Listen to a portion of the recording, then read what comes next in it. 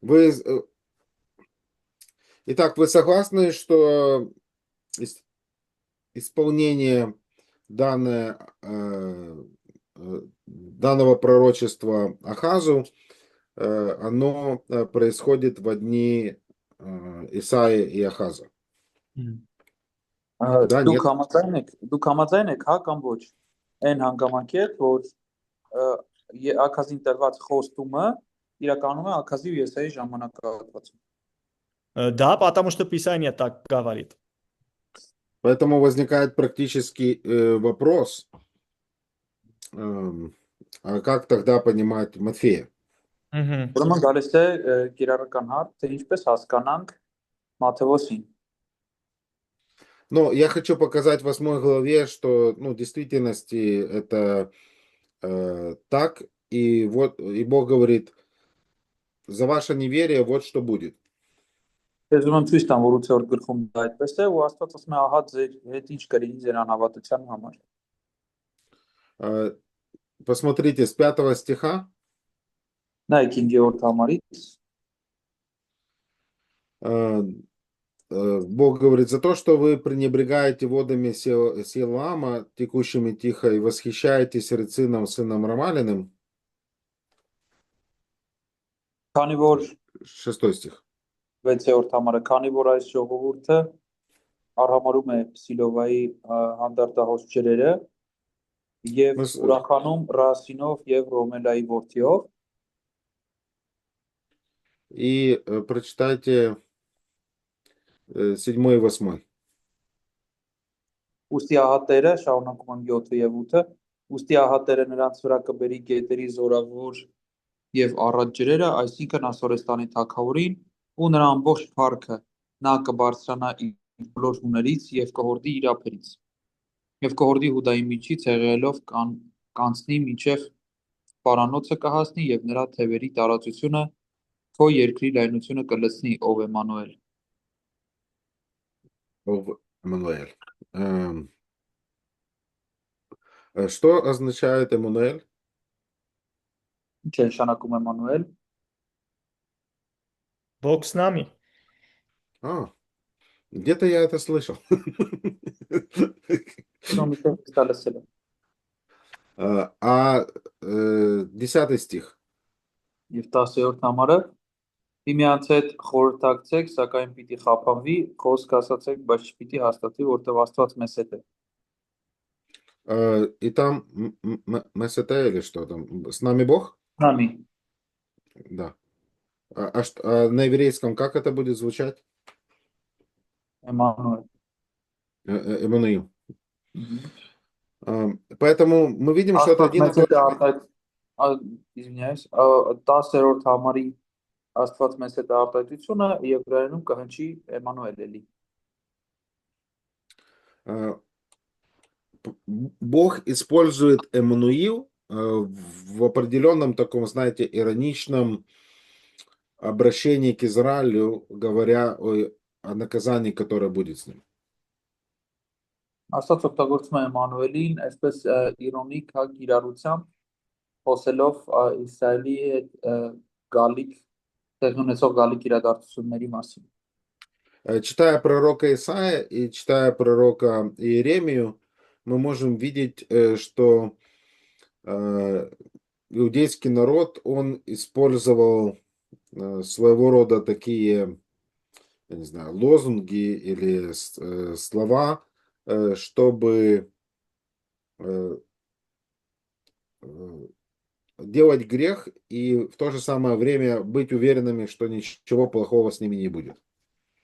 Մենք գիտենք, որ Հուդանել Իսրայելն էլ օգտագործում էին այսպես ասած կարգախոսներ, պնդումներ էին անում վերաբերական նրան, որ կարող են նրանք մեղք գործել, բայց ի պատասխան դրան իրենց հետ ոչ մի չի լինի։ И Иеремия очень сильно обличает Божий народ и говорит, вы грешите друг против друга, и вот это делаете, и это, идолопоклонство. Եվ Աստված մարգարեի միջոցով նրանց հանդիմանում է, ասում է դուք մեղանչում եք, դուք կռապաշտությամբ եք զբաղված։ И потом вы говорите, у нас храм Господень, храм Господень. Դրանից հետո ասում եք մենք Աստծո տաճար ունենք։ Ну, что означает эта идея? Неужели Бог накажет нас вместе со своим храмом, позволит, чтобы язычники вторглись, ну, как бы в его присутствие? Ինչ է այս արտահայտությունը նշանակում, այսինքն միթե Աստված կթողի, որ հեթանոսները մտնեն մեզ կոտորեն ու մտնեն իր ներկայության մեջ։ Поэтому храм это как страховка. Որտեվ այսպես ասած տաճարը իրենց համար ապահովության մի հենարան էր, Поэтому пока у нас храм Господень, с нами ничего не будет. դրա համար ասում էր մինչև որ քանի դեռ Աստծո տաճարը մեզ հետ է, մեզ ոչ մի չի լինի։ И Бог говорит через Иеремию: вы истории не знаете, посмотрите в Силам, где раньше был ковчег, что случилось с этим местом. Եվ Երեմիա Да, в Иеремии. Երեմիան ասում է դուք պատմությունը չգիտեք, տեսեք որտեղ որ դապանակը կար այդտեղ ինչ եղավ Ելամին։ И по сути Бог говорит: наличие моего храма среди вас это не гарантия того, что я вас не накажу. Դրա համար Աստված ասում է որ տաճարի արկայությունը ձեր մեջ, հա, չի ապահովում ձեզ գալիք դատապարտությունից։ И то же самое идея в этой фразе Эммануил. Եվ այդ Էմանուել արտահայտության մեջ նույն միտքն է դրված։ Это то, что они говорили друг другу: с нами Бог, ну, ничего плохого не случится. Սա այն է ինչ նրանք էին ասում, մեզ հետ Աստված է, մեզ հետ ոչ մի վատ բան չի տեղի ունենա։ И поэтому Бог обращает это пророчество нечестивому царю и народу, который отошел от Господа. Եվ դրա համար Աստված ուղում է այս մարգարեությունը այս անօրեն թագավորին եւ անօրեն ժողովրդին։ И поэтому Господь говорит: я сейчас вам покажу, с нами Бог. Եվ Աստված դրա համար ասում է ես հիմա ձեզ ցույց կտամ Աստված մեր հետ է ինչ է нշանակում։ И поэтому он описывает наказание и в то же самое время говорит вот эту фразу: с нами Бог. Դրա համար նա միևնույն ժամանակ համ դատապարտության մասին է խոսում, համ կրկնում է այս արտահայտությունը, մեզ հետ է Աստված։ И ну, это показывает, что ну, вам вы будете рассчитываться за свои грехи. Այսինքն ցույց է տալիս, որ дուք պատասխան կտաք ձեր մեղքերի համար։ И дальше мы видим с 11 по 18 прочитайте. Հետո մենք տեսնում ենք 11-ից 18-ը։ Քանի որ այսպես ասած 8-րդ գլավա, դա։ Угу. Քանի որ այսպես ասած ինձ Տերը իր ձեռքի զորությամբ եւ ինձ հրահանգեց չգնալ այս ժողովրդի ճանապարհով, ասելով.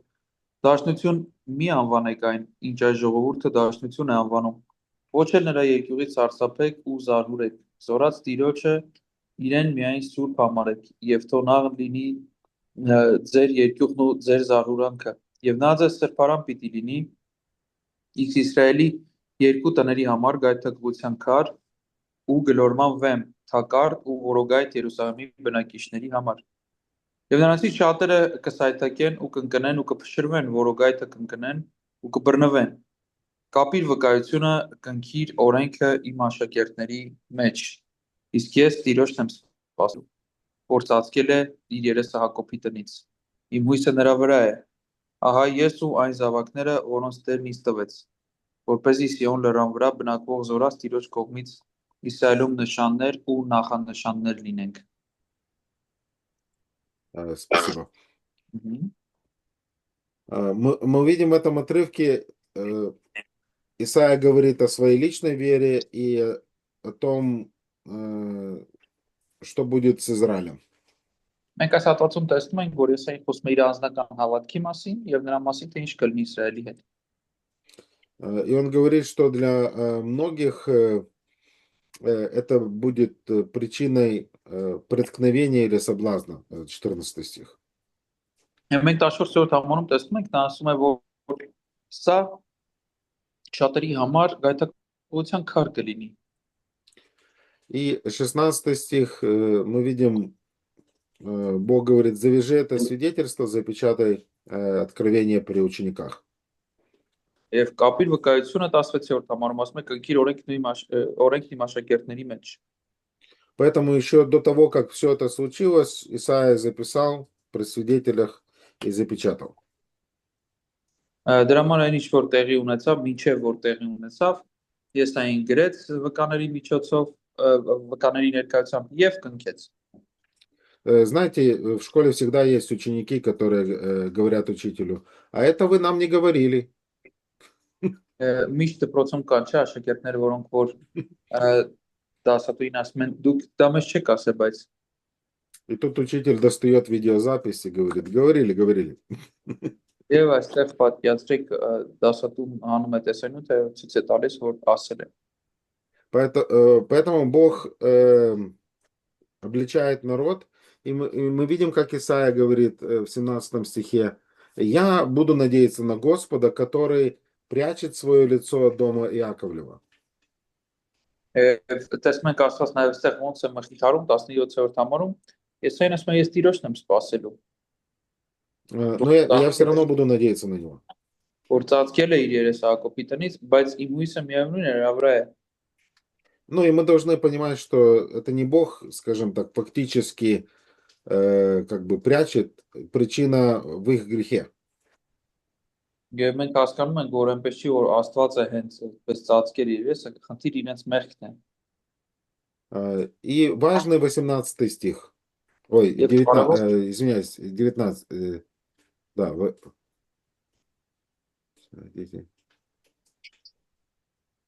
18 стих. Եվ կարևոր մի համար 18-ը, ահա ես ու այն զավակները, որոնց Տերն ինձ տվեց, որպեսզի Սիոն լեռան վրա բնակվող զորած Տիրոջ կողմից Իսրայելում նշաններ ու նախանշաններ լինենք։ Мы видим в этом стихе Исаия говорит о том, что он сам понимает, что его дети являются вот этим предзнаменованием в Израиле. Տեսնում ենք, որ ես այն հասկանում եմ, որ երեխաները հանդիսանում են այդ նախանշանները Իսրայելին։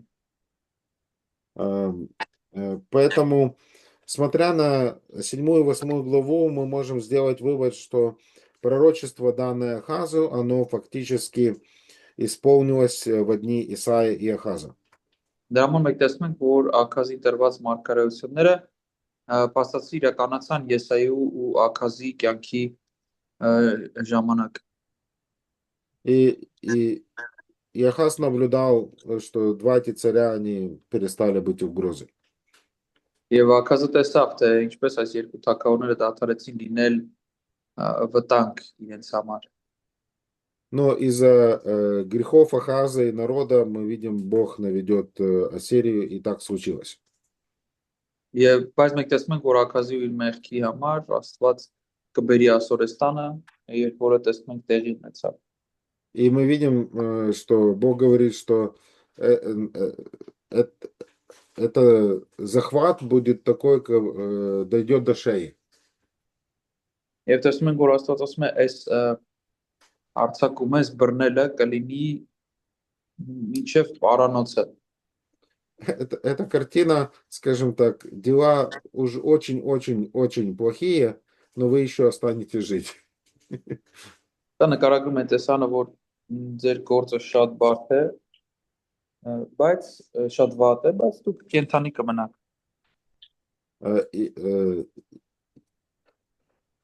Я научился плавать таким образом.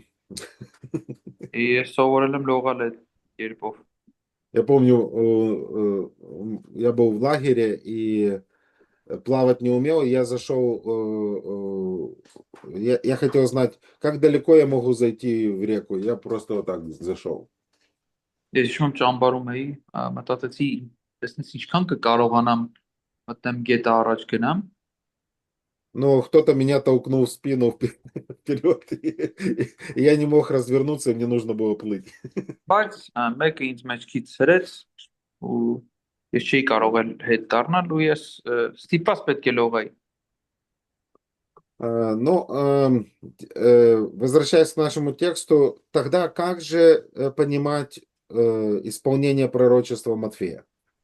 Վերադառնալու մեր հատվածին, այս դեպքում ինչպես հասկանանք Մատթեոսի մարգարեությունները։ Э, Մարգարե- Я считаю, что Матфей по вдохновению Духа Святого использует этот текст в этом приеме типологическом. Ես հավատում եմ, որ Մատթեոսը Սուրբ Օգու ներշնչմամբ այդ կերպաբանական մեթոդն է այստեղ կիրառել։ И акцент делается не на утверждении о том, что Мессия должен родиться от девы, девственницы, Եվ շեշտը դրվում է ոչ թե նրա վրա, որ այսյան կծնվի կույսից, а исполнение заключается как раз в словах «С нами Бог». այլ իրականացումը տեղի է ունենում հենց այն խոսքերում Աստված մեզ հետ է։ Если мы будем внимательны, с момента грехопадения Бог не может прямо пребывать с людьми из-за греха, но тем не менее он всегда стремился это делать. Մենք տեսնում ենք, որ չնայած նրան, որ Աստված միշտ ուզել է բնակվել մարդկանց հետ, բայց մեղսագործությունից ու անկումից հետո միշտ մեղքահարկեր է հանդիսացել։ С одной стороны, мы видим Моисея, когда он выходит из Египта, и он говорит, если ты не пойдешь с нами, ну, лучше нам, ну, как бы, не идти. Մենք տեսնում ենք, որ Մովսեսը Եգիպտոսից դուրս է գալիս ու ասում է, եթե դու մեզ հետ չես գնալու, ավելի լավ մենք էլ չգնանք։ И поэтому мы видим, что Бог водил свой народ и был среди своего народа. Դրա համար ես հավատում եմ, որ Աստված տարել է իր ժողովրդին եւ իր ժողովրդի հետ է եղել։ И в качестве знака своего присутствия он повелевает Моисею построить скинию и локализовать свое присутствие среди Божьего народа. Եվ նշան այդ ներկայության Մովսեսին պատվիրում է կառուցել խորանը իր ներկայությունը խորհրդանշելու համար։ И вот эту идею, что Бог с нами, мы наблюдаем и в воплощении Иисуса Христа. Եվ այս գաղափարը, որ Աստված մեզ հետ է, մենք տեսնում ենք Հիսուս Քրիստոսի մարմնացումով։ Процитируйте на память Иоанна 1:14. Հիշողությունից մեջ բերեք Հովհաննես 1:14-ը։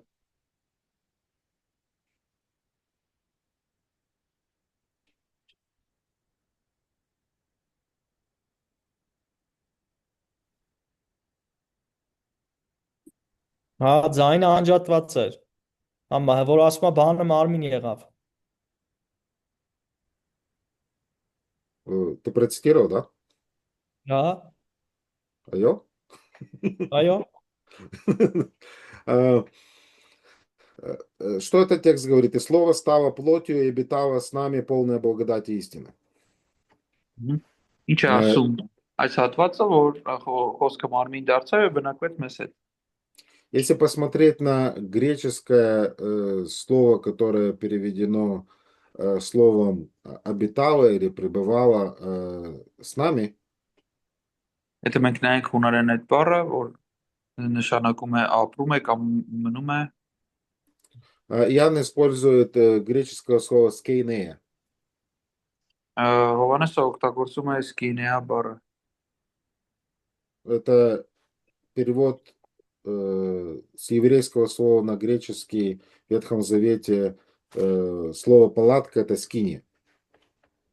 Այդ վրանի նույն բառն է թարգմանությամբ եբրայերենից։ Поэтому снова воплощение Иисуса Христа — это Бог, который пришел и поставил свою палатку, Он живет среди нас. Դրա համար Քրիստոսի մարմնացումը Աստծո վրան դնելն է մեր մեջ, Աստված գալիս է եւ բնակվում է մեր մեջ։ И поэтому всегда мы видим вот это желание Бога быть среди своего народа и желание народа, чтобы Бог был с ним. Եվ մենք միշտ հետևաբար տեսնում ենք այն տենդենսը, որ միշտ Աստված ուզում է լինել իր ժողովրդի հետ բնակվել, եւ տեսնում ենք, որ ժողովուրդն էլ ուզում է, որ Աստված իրենց հետ լինի։ Да, контекст Исайя 7:8 показывает, что ввиду греха вот это утверждение, что с нами Бог, это было неправильное использование, и, скажем, они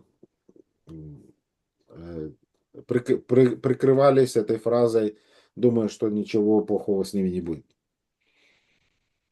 Այո, մենք գիտենք, որ նրանք այդ բարի հետևում թաքնվում են այդ արտահայտության, մտածելով, որ եթե Աստված իրենց հետ է, իրենց ոչ մի չի լինի։ Но Писание говорит нам о том, что придет этот Бог, родится этот младенец, и Бог исполнит вот это обещание. Он будет среди своего народа. Բայց խոսքը ասում է, որ կգա Աստված եւ կծնվի այդ մանուկը եւ Աստված կլինի իր ժողովրդի հետ։ И поэтому еврей, который читал Евангелие от Матфея, видя родословие, он делал вывод, получается, этот Иисус имеет все права на и может выполнить обетование, данное Аврааму и данное Давиду. Դրա համար որ երբ որ հрьян կարդում էր այս հատվածը Մատթեոս ավետարանի ներածության, մեր փաստորեն ներկայացում է այնպես, որ այս Հիսուսը կարող է կատարել Աբրահամին ու Դավթին տրված խոստումները։ И поэтому вот это чаяние, что Бог будет с нами, выполняется в Иисусе Христе. Դրա համար այս ազգությունը, որ Աստված մեզ հետ է, կատարվում է Հիսուս Քրիստոսի մեջ։ И как Евангелие от Матфея заканчивается? Եվ ոնց է Մատթեոս ավետարանը ավարտվում։ Что говорит Христос? И вот я Ինչ է ասում Քրիստոսը։ с вами во все дни. Если мы откроем книгу Откровения, 21 глава. Այդլության 21-ը Так.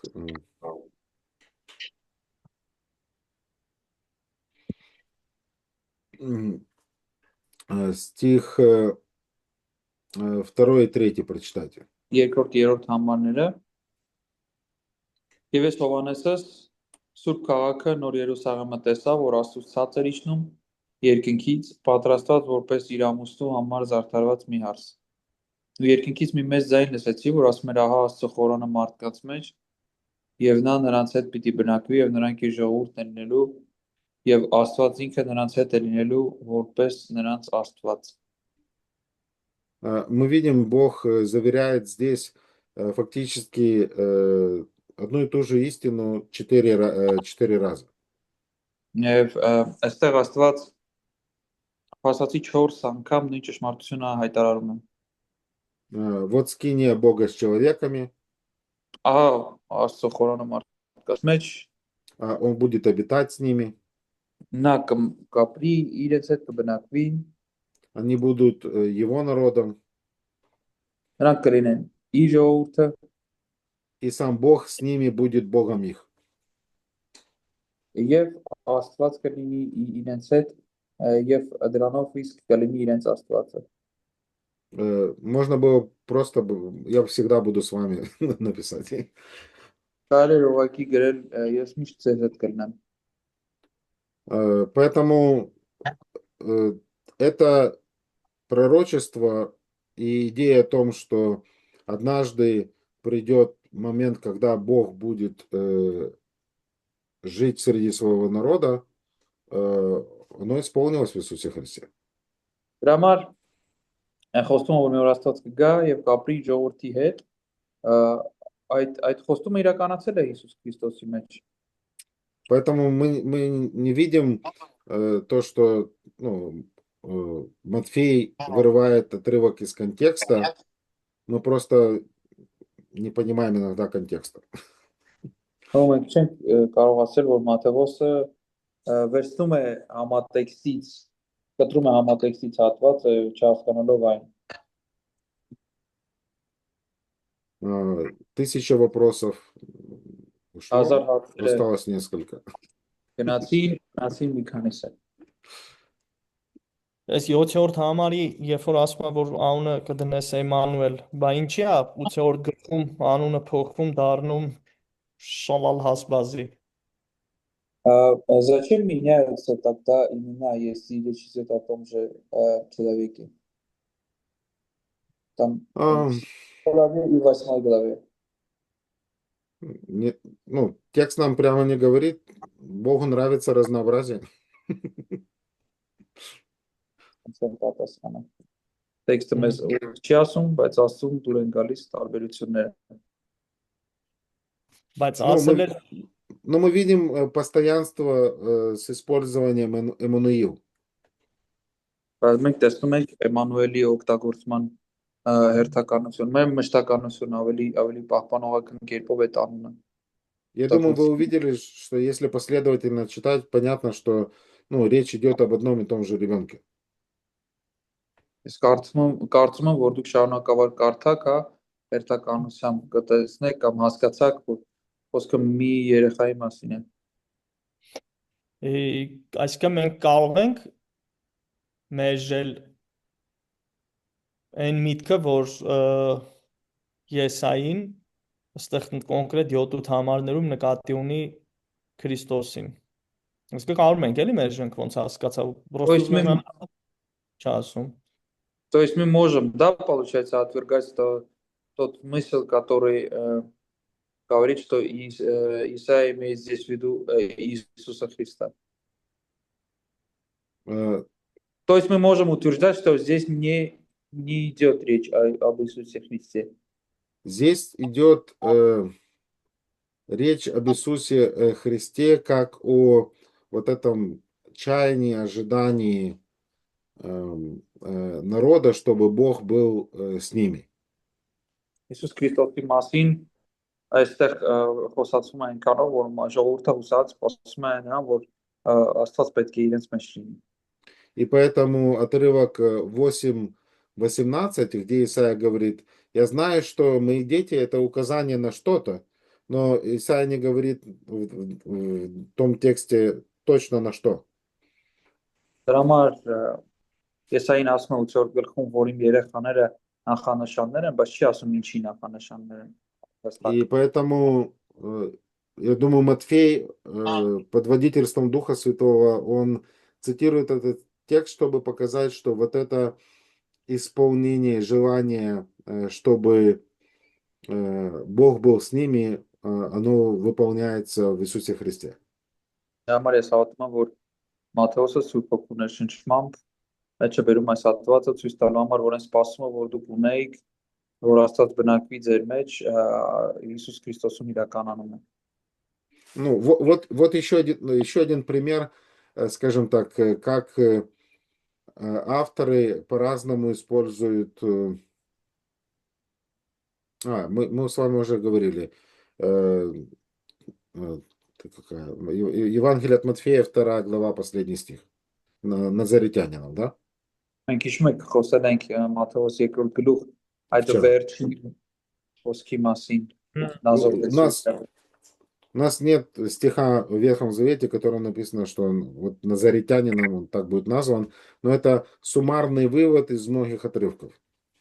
Մենք չունենք ինքնատականում կոնկրետ հատված, որը կասի, որ նա կլինի համարացի, դրա համար ասում ենք, որ դա հավաքական մի ներկայացում է ինքնատակարանյան տեքստերի։ Поэтому и в понимании цитаты из Мануила, скажем так, иногда автор, как мы видели, это какой-то стих сейчас. Матфея 2:23. Иногда автор берет много отрывков И чтобы суммировать одну истину, Իսկ մենք տեսանք Մատթեոս 2:23-ի հետ կապված, որ հեղինակը բերում է շատ հատվածներ, որ իմի բերի ճշմարտությունը, и как это в Матфея 2:23. А тут Матфей цитирует один отрывок, который выражает идею, но эта идея находится, как мы увидели, еще в других местах Писания. եւ այստեղ մենք տեսնում ենք Մատթեոսը մեջ է բերում կոնկրետ հատված, որ կա, բայց մենք ունենք Աստվածաշնչում ուրիշ հատվածներ, որոնք որ խոսում են այս բանի մասին։ И в этом смысле вот все вот эти отрывки Ветхого Завета, чаяния, они исполняются в Иисусе Христе, но Матфей цитирует этот один стих. Բայց այս ինքնտականյան համարները չհաստանալու խոսում են Հիսուսի մասին, Մատթեոսը մեջ է բերում միայն այս համարը։ В Советском Союзе был такой лозунг. Говорим партия, подразумеваем Ленин. Говорим Ленин, подразумеваем партия. Սովետական ժամանակ այսպեսի մի կարգախոս կար, ասում ենք պարտիա, ենթադրում ենք Լենինին, ասում ենք Լենինի նկատի ենք ունենում պարտիային։ И иногда так авторы аналогично используют, суммируют ряд отрывков и цитируют один или делают вывод из всех отрывков и говорят просто результат. Դրա համար կան հատվածներ, որոնք որ ավետարանիչները մեջ են բերում մի հատվածից, իսկ կա որ մեջ բերում, որ նրանք ուղղակի մի քանի հատվածներ նայում են եւ միանգամից արդյունքն են գրում։ Так, и дальше мы, читая Исаия 7 по 12 главы, мы видим, что Бог предоставит избавлением посредством царя-ребенка. Посредством царя, Царя, который придет в этот мир как дитя.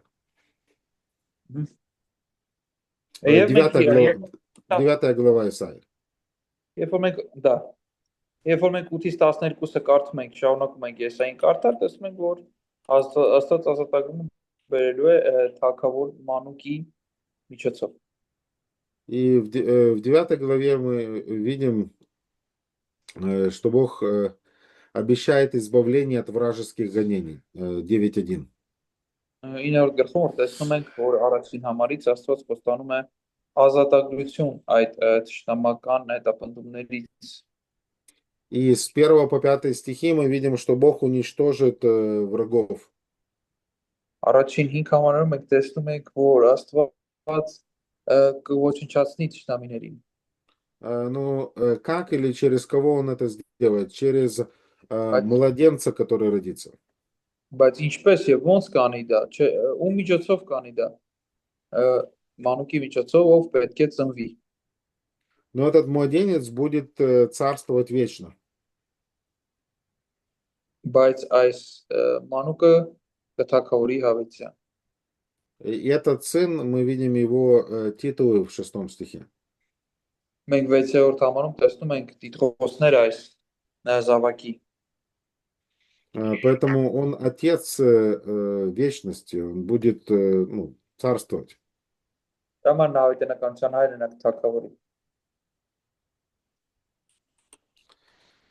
И в 10 главе также мы видим, что Бог будет наказывать высокомерные народы. Каком? 10 глава 1. 10-րդ գլխում մենք տեսնում ենք, որ Աստված հպարտ ժողովուրդներին կպաջի։ И 10 глава с 20 стиха Бог восстановит остаток Израиля. Եվ 10-րդ գլուխ 20-րդ համարից սկսած տեսնում ենք, որ Աստված Իսրայելի մնացորդը կվերականգնի։ И вот этот остаток, он вернется к этому младенцу, к этому сыну. Եվ այդ մնացորդը կվերադառնա այդ փոքրիկին։ Но в 22 стихе мы читаем, ибо хотя бы у народа, у тебя, Израиль, было столько, сколько песку морского, только остаток его обратится, истребление определено изобилующую правду. Եվ մենք կարդում ենք, որ եթե можно стих еще раз, наверное, я просто 10:22. ու Եսայի 10:22-ում կարդում ենք հետևյալը. Ну, этот стих говорит о том, что перед восстановлением будет наказание. Քանզի եթե քո Իսրայել ժողովուրդը ծովի ավազի չափ է լինի, նրանցից մի մնացորդ է վերադառնալու։ Սամոված ավերումը արտությամբ է հորդելու։ И в 11 главе пророк говорит о том, что наделенное духом дитя, этот сын, он восстановит всю землю. Եվ 11-րդ գլխում տեսնում ենք, որ այս հոգով օժտված մանուկը կվերականգնի ամբողջ աշխարհը։ И в 12 главе мы видим песни избавления. Եվ 12-րդ գլխում մենք տեսնում ենք ազատագրման երգերը։ За вот этот труд благодати, который совершит этот младенец, сын, царь. Այն գործի համար, որը որ այս մանուկ թագավորը կանի։ 28 слайд, вы видите снова эту таблицу. Մենք 28-րդ սլայդում տեսնում ենք այս ցուցանակը относительно того, что ну, все происходит согласно Божьего расписания. Մենք տեսնում ենք, որ ամեն բան տեղի ունենում աստվածային ծրագրի համապատասխան։ И когда мы уже переходим к Новому Завету, мы видим, что Евангелие, они показывают, что грех Израиля привел к временной потере царственных благословений. Երբ որ մենք գալիս ենք նոր տպատանին, տեսնում ենք, որ Իսրայելի մեղավոր վիճակը բերեց ժամանակավոր անկումին արքայական թագավորական օրհնություններից։ Ну, я думаю, вы все в курсе и знаете, что каждое из Евангелий подчеркивает одну из особенностей Христа. Ես մտածում եմ, որ դուք գիտեք, որ ցանկացած, այսինքն 4 ավետարաններն են ընդգծում են Քրիստոսի, ամեն մեկը Քրիստոսի մի հատկանիշը։ Поэтому Христос пришел на землю, и ожидание всех израильтян в то время было какое? Мессия, он изгонит язычников, мы будем наконец-то свободны, и он будет царствовать. Երբ որ Քրիստոսը եկավ աշխարհ, ինչն էր հрьяաների սպասումը, որ Մեսիան պետք է քշի հռոմեացիներին, թշնամիներին քշի, խաղաղությունը բերի։ И мы видим, что в этом Евангелии Иисус Христос, особенно в первой части своего служения, когда Он проповедует, Он говорит о том, что вы должны покаяться, потому что Царство Божие приблизилось. Եվ ավետարանի սկզբում տեսնում ենք, որ Հիսուս Քրիստոս ասում է դուք պետք է ապաշխարեք, որտեղ Աստծո թագավորությունը մոտեցել է։ Поэтому, ну, гипотетически говоря, мы знаем, что план Божий был, чтобы пострадать Христу. Մենք գիտենք, որ Աստծո ծրագիրն էր, որ Քրիստոսը չարչարվեր, բայց այսպես ենթադրենք, այսպես վերցնենք։ И сейчас мы только, ну, скажем, можем сказать, что теоретически, если бы израильтяне покаялись, то ну, Царство Божие могло быть установлено. Ենթադրենք Իսրայելը ապաշխարում էր, Աստծո թագավորությունը կհաստատվեր։ Но они отвергают Христа. Բայց նրանք մերժում են Քրիստոսին։ И поэтому до определенного момента, до 12 главы, включительно Евангелие от Матфея, мы видим, 12 глава является переломной такой частью в служении Иисуса Христа. Դրա համար մենք մինչև 12-րդ գլուխը մենք 12-րդ գլուխը Մատթեոս ավետարանի տեսնում ենք, որ բեկումնային պահ է հանդիսանում Հիսուսի ծառայության հետ կապված։ Служение Христа достигает определенного, скажем, такого апогея, и Христос исцеляет одного бесноватого человека. В отношении этого исцеления у противников Христа нет аргументов. Եվ տեսնում ենք այդտեղ, որ Քրիստոսի ծառայությունը իր գագաթնի կետին է հասնում, նա բժշկում է մի դիվահարի, որ տեսնում ենք նրա հակառակորդները չունեն հակափաստարկ դրա դեմ, И поэтому единственное, что они делают, они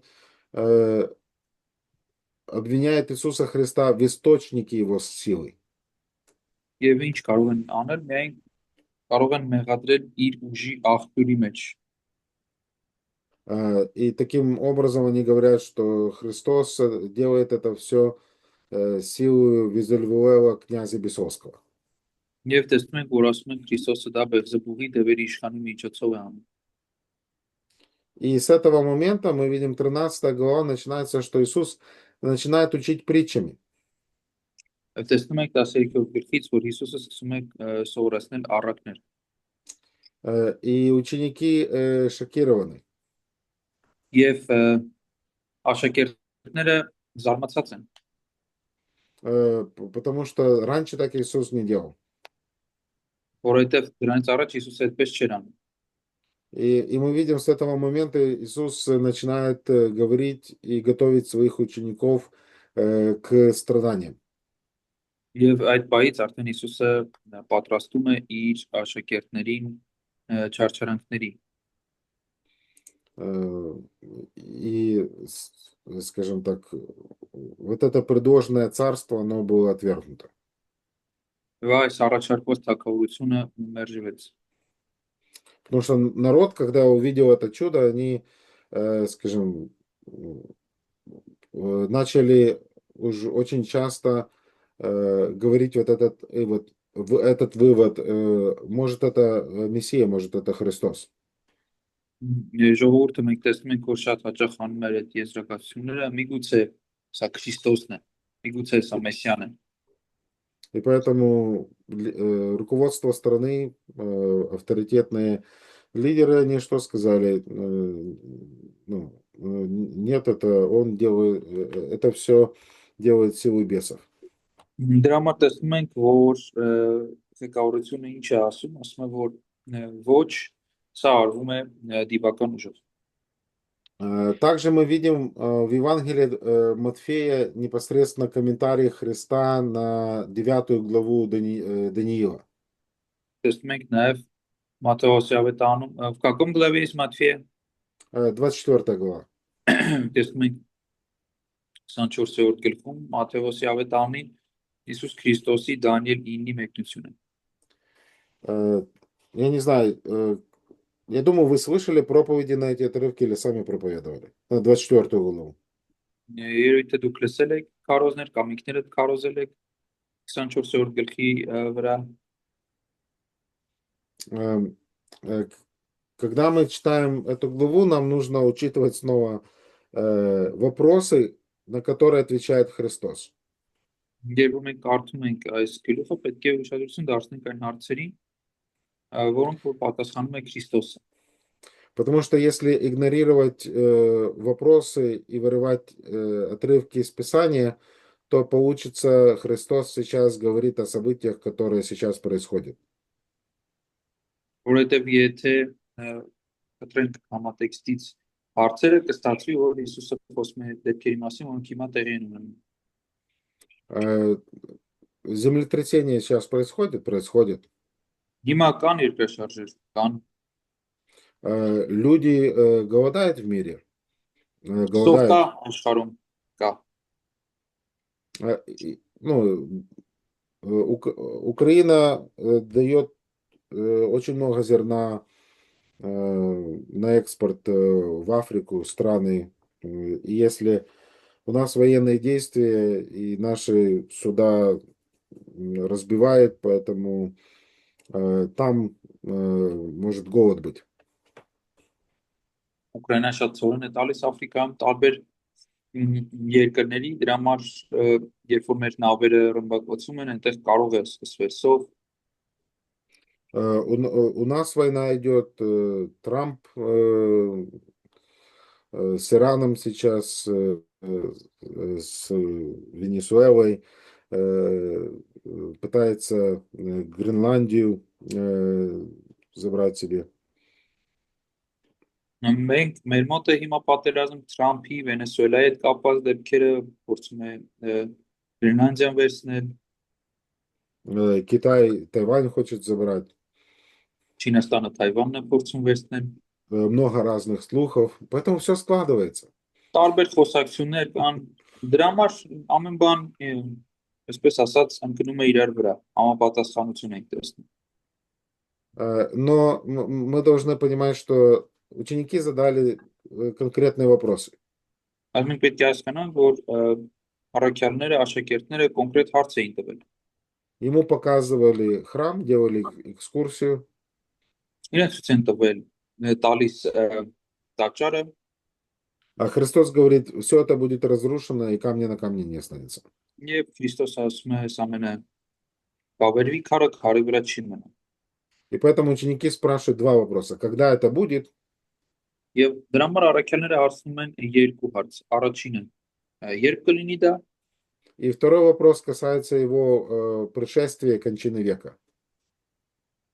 իսկ երկրորդ հարցը իր երկրորդ գալուստի ու դարի ավարտի մասին։ Поэтому часть ответа относится к разрушению Иерусалима, которое уже имело место быть в 70-м году.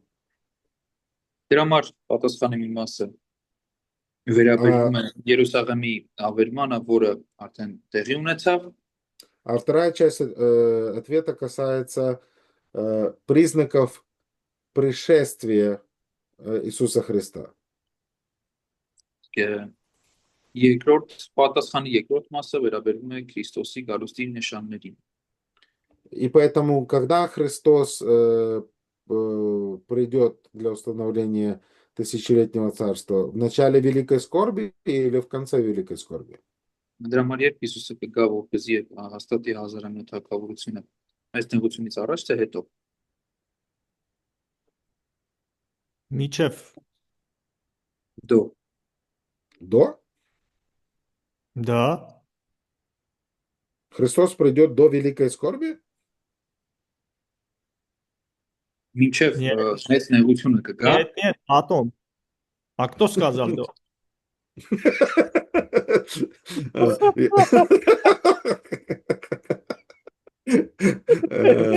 Это записано, это надо в шортс на YouTube.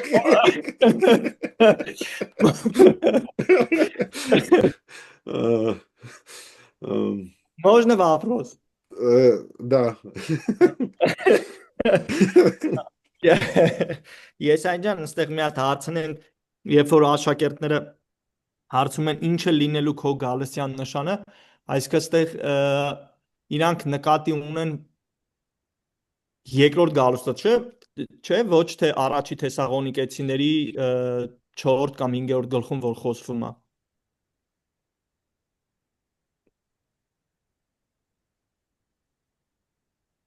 То, что здесь спрашивают ученики, это касается второго пришествия Иисуса Христа, или это тема 4 и 5 глав послания к Фессалоникийцам. Это не или, но я имею в виду, это не имеется в виду, который апостол Павел говорит в Да, восхищение. Ага, да. Ну, я и поэтому говорю сейчас, потому что часто люди путают и применяют Матфея 24 как описание событий, которые будут перед восхищением церкви. Ես դրա համար եմ ասում, որտեղ շատ հաճախ մարդիկ շփոթում է Մատթեոս 24 այն բաների հետ, ինչ որ տեղի կունենա մինչև եկեղեցու հափշտակությունը։ Но в этом отрывке Христос вообще не говорит о церкви. Բայց այս հատվածում Քրիստոսը ընդհանրապես եկեղեցու մասին չի խոսում։ Он не открывает истину о церкви, то, что будет после Дня Пятидесятницы. Նա չի խոսում եկեղեցու խորհրդի մասին, դրա հայտնության մասին ընդհանրապես մինչև Ученики, извиняюсь, да, до какого момента? ну, не до какого момента, а Христос не говорит о том, что наступит день Пятидесятницы, будет церковь, и вот какие будут Այսինքն Քրիստոսը события. չի խոսում այստեղ այն բանի մասին, որ 50-րդ օրը կգա Սուրբ Ոգին, եկեղեցի կհիմնվի։ Да, он сделал заявление в 16 главе, и в 18 главе слово «церковь» упоминается. Այո, նա 16-18-րդ գլուխներում հայտարարություն է արել, եկեղեցի բառը հանդիպում է։ Но я не думаю, что когда ученики услышали данное утверждение, они сразу, ну точно, это будет тело Иисуса Христа, мы будем с язычниками, с самарянами вместе. Եմ կարծում, որ Такого առաքյալները ասելով ասեցին, խոսքը պաստորեն գնում է Քրիստոսի մարմնի մասին, մենք կլինենք հեթանոսների ու սամարացիների հետ մի մարմնում մի Քրիստոսի։ Помните, мы говорили, что слово «церковь», ну, оно просто, ну, означает «собрание». Հիշում եք, մենք խոսել ենք այն բանի մասին, որ եկեղեցի բառը ուղղակի նշանակում է ժողովուրդ։ Ну, мне лично кажется, что когда апостолы слышали эти утверждения, они не так серьезно отнеслись и понимали, что Христос говорит о чем-то новом. Ես կարծում եմ, որ այսօր սա առաքյալները լսեցին, այնպես չվերաբերվեցին սրան, որ Քրիստոսը ինչ-որ նոր բանի մասն է խոսում։ Они шли в Иерусалим и спорили, кто каким будет министром Նրանք երբ գնում են в Երուսաղեմ, Царстве Христа. վիճում էին, թե ով ինչ պաշտոնյա է լինելու Քրիստոսի թագավորության ժամանակ։ Мама приходила к Иисусу Христу, чтобы замолвить словечко за своих сыночков. Извиняюсь, Ну, мама апостолов у меня пришла, связь и прервалась. да, и она хотела Առաքյալների մայրը չէ, որ забить գալիս է место, Քրիստոսի чтобы մոտ, их сыновья заняли положение. փորձում է իր որդիների համար տեղ պաշտոն, ապահովել։ И проблема не только в этих двух, потому что другие тоже обиделись, потому что она оказалась первая. Եվ խնդիրը միայն այս երկուսի մեջ չէր, մնացածն էլ էին ուզում, որտեղ ինքը այստեղ առաջինն է հանդիպում, բայց խնդիրը միայն իր մեջ չէ։ Поэтому они ожидали, что Христос войдет в Иерусалим и установит царство. Դրա համար ասում եմ, որ նրանք մտածում էին, որ Քրիստոսը կմտնի Երուսաղեմ ու կհիմնի թագավորությունը։ И поэтому восхищения в Евангелии от Матфея, ну, вообще нет. Դրա համար Մատթեոսի Восхищение ավետարանում церкви. հափշտակությունը եկեղեցուն տարապես չկա։ Ученики спрашивают относительно его пришествия. Առաքյալները իր երկրորդ գալուստի մասին են հարցնում։ И поэтому, когда Христос, сейчас мы понимаем, что Христос, он должен прийти, и пророчества об этом говорят в конце великой скорби. Դա համար մեծ նեղությունից հետո պետք է նա գա, այդպես են ասում մարգարեությունները։ И поэтому события, которые описаны в 24 главе, касаются 7-летней скорби, где церковь не будет присутствовать. Դրա համար այս Մատթեոսի մեջ հանդիպող զրույցները վերաբերվում են մեծ նեղության ժամանակաշրջանին, որտեղ չեն լինի, որի ժամանակ չի լինի եկեղեցին։ Да, и сегодня люди воюют, и сегодня бывает землетрясение. Այո, այսօր էլ մարդիկ պատերազմ են, այսօր էլ կան երկրաշարժեր, Но эти вещи в великой скорби будут происходить гораздо больше и интенсивней. բայց այս ամեն ինչը մեծ նեղության ժամանակ ավելի ը, շատ ու ավելի ինտենսիվ կերպով կլինեն։ И все это будет возрастать. И поэтому Христос говорит, когда вы увидите все эти вещи, болезни, голод, землетрясения, войны, это только начало болезней. Դրա համար Քրիստոս ասում է «Սա ամենը, որ տեսնեք, պատերազմները, մարտարաժամերը, սովը, երկրաշարժը, այս ամեն ինչը ցավերի սկիզբն են»։ И как переведена эта фраза «начало болезней» у вас? Так, начало болезни։ А что это значит? Ինչ է նշանակում այդ արտահայտությունը, որ Քրիստոսը ասում է։ О каких болезнях идет речь? Ինչ ցավերի մասին է խոսքը։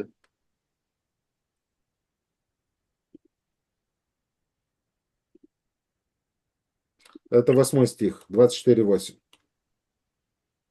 8 24:8-ը։ Мгм.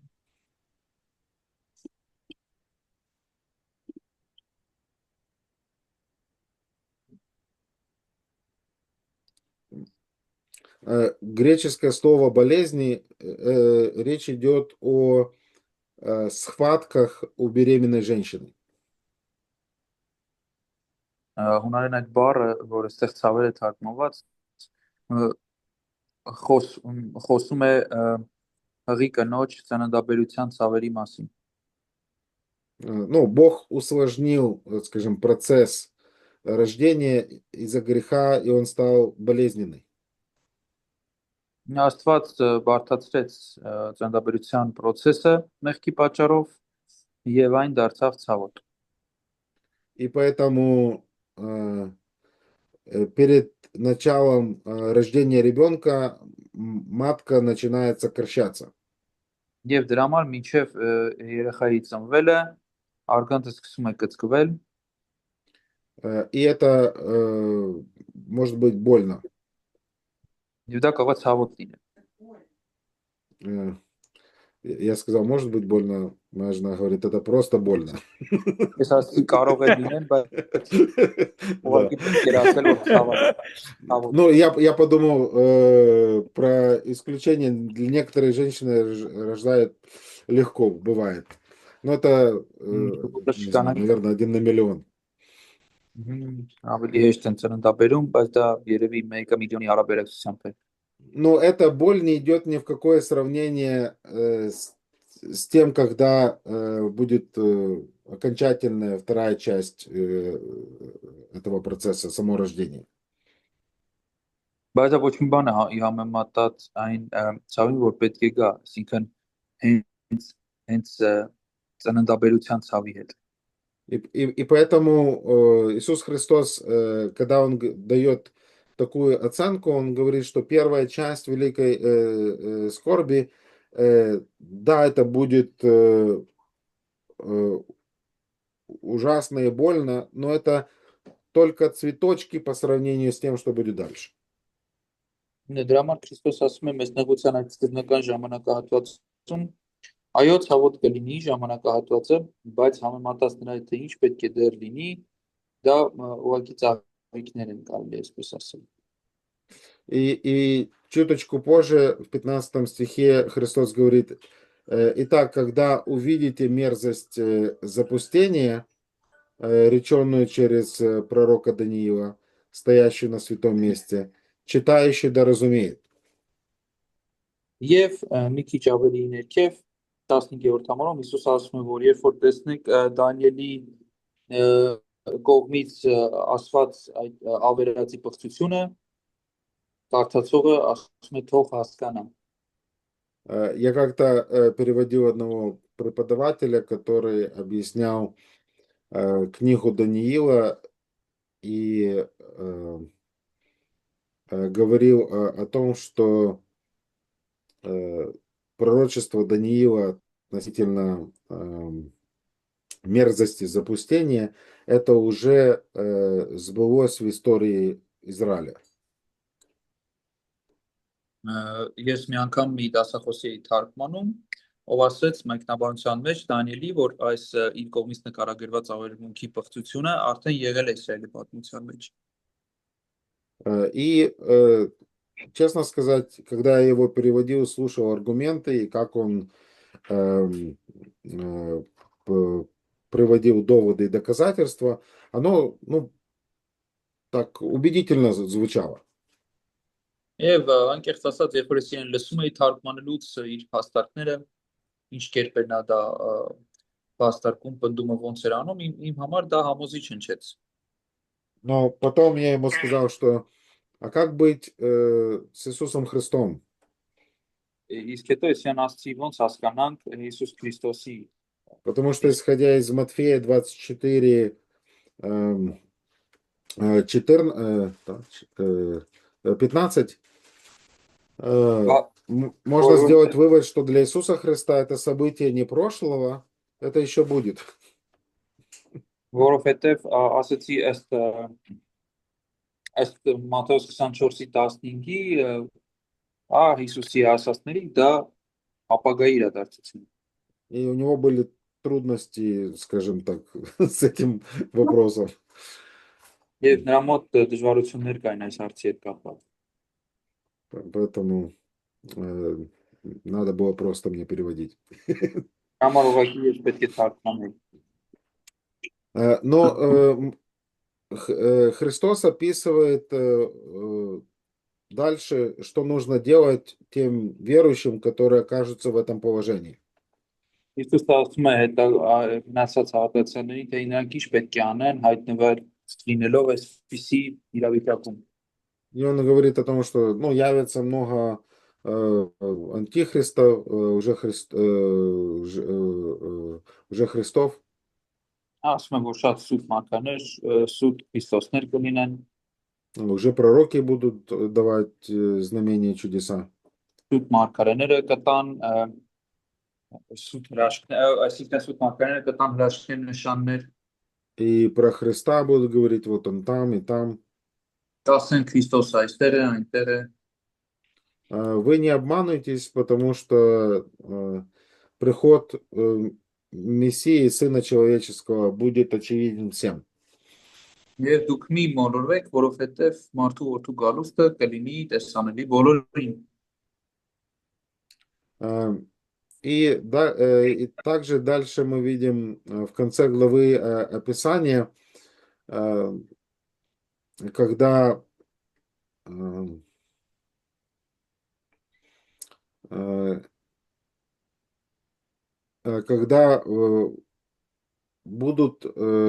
кто-то будет оставаться, а кто-то будет браться. Եվ մենք հետո տեսնում ենք իրադարձություններ, որտեղ մեկը կվերցվի, մեկը կթողնվի։ Христос говорит, вы не знаете, в какой момент это случится, поэтому будьте готовы.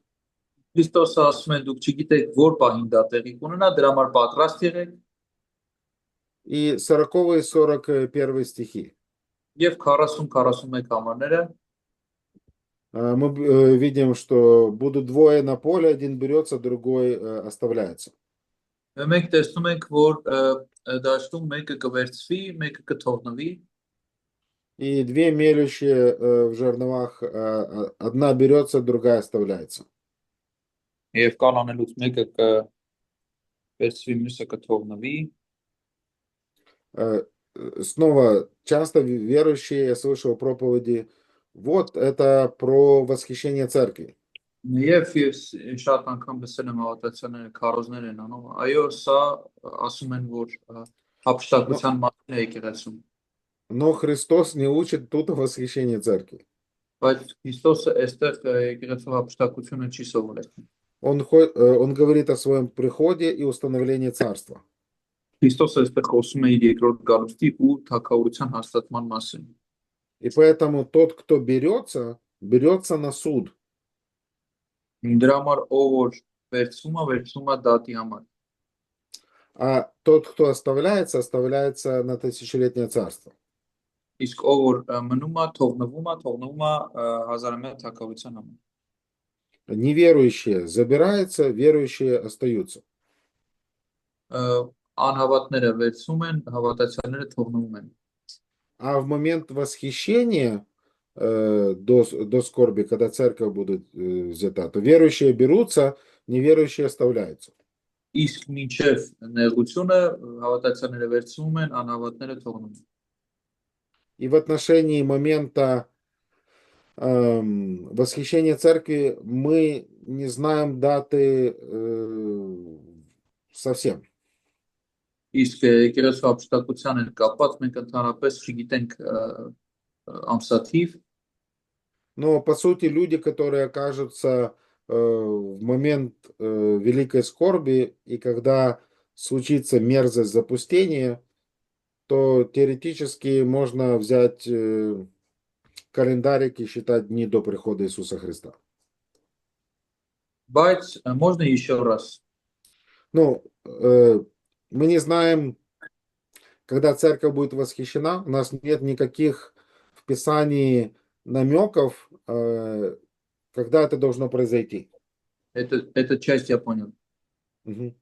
А в великой скорби, когда случится мерзость запустения, Երբ որ մեծ Даниила, նեղության ժամանակ Դանիելի մարգարեի ասված կատարվի, սկսվի կատարվել, ավերվածի պղծությունը լինի, то можно взять календарь и считать дни до прихода. դրանից հետո արդեն կարելի կլինի վերցնել օրացույցը եւ հաշվել օրերը գալուստի։ Поэтому в 24 главе это описание великой скорби и прихода Христа. Դրա համար 24-րդ գլուխը մեծ նեղության Քրիստոսի երկրորդ գալուստի մասին է, Ну, также и в Деяниях апостолов, 30 слайд. 30-րդ սլայդը տեսնում ենք գործ կարաքելոցի մեջ էլ И я всегда думаю, ну, Христос встречался с учениками 40 дней после своего воскресения. Ես միշտ մտածել եմ Քրիստոսը հանդիպել է իր աշակերտների հետ 40 օր մինչև որ համբարձվեր։ И он их учил. Եվ նա սովորեցնում էր նրանց։ Но складывается впечатление, что он совсем не говорил, скажем так, о Пятидесятнице и рождении церкви, и всех вот этих деталях, которые сейчас мы знаем и частью чего мы являемся. Բայց տպավորությունն է ստեղծում, որ նա ընդհանրապես չէր խոսում այն դետալների մասին, որոնք որ հիմա մենք գիտենք եկեղեցու վերաբերյալ։ Ну, почему мы делаем такой вывод? Потому что в первой главе Деяний, 6 стих, Ինչ համար եմ ես այսպիսի եզրակացություն անում, որտեվ առաջին գլխում գործ կարաքելոց 6-րդ համարում мы видим, что ученики спрашивают Иисуса, не в это ли время, Господи, ты восстановишь царство Израиля? մենք այդ հատվածում տեսնում ենք առաքյալները հարցնում են Հիսուսին, ասում են այս անգամ էս Աստծո թագավորությունը կանգնեցնելու, վերականգնելու։ Поэтому они продолжают верить и ожидать, что ну вот царство, может быть, сейчас наступит. Եվ նրանք շարունակում են պաստորեն հավատալ, որ կարող է հիմա էլ սկսվի թագավորությունը, գա թագավորությունը։ И Христос объясняет 7-8 стих, что Он и Царство скоро придут, но никто не знает, когда. 7-րդ համարում ասում են, որ ինքը թագավորությունը կգան, բայց ոչ ոք չգիտի երբ։ И дальше мы видим, что ученики, они полностью до конца не осознавали важности Пятидесятницы. Եվ 50-րդ օրվա կարևորությունը տեսնում ենք, որ աշակերտները դեռ չէին հասկացել։ Давайте сделаем перерыв и потом продолжим. Mhm.